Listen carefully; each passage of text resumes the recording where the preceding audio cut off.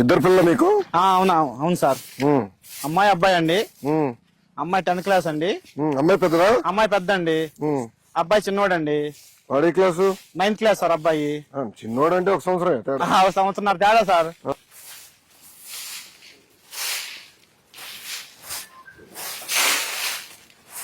మీరు లేచి బయటకు వస్తున్నారా? అవును సార్. పారిశుద్ధ కార్మికులు కొంచెం అవునండి. శుభ్రమైంది మంగళగిరి చూస్తున్నా.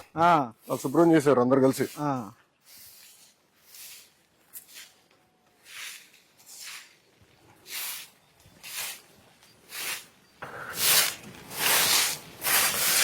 ప్రజలు కూడా బాధ్యత పెడదామా?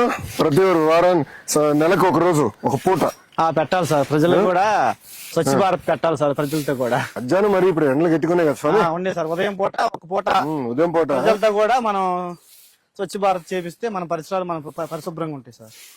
అంటే దీన్ని వెనకాల వెళ్ళే కష్టం కూడా తెలుస్తుందేమో. అప్పుడు ఎవరు రోడ్ల పైన ఏరు చెత్త సార్. అవును, పారిశుద్ధ కార్మికుడు ఇంత కష్టపడి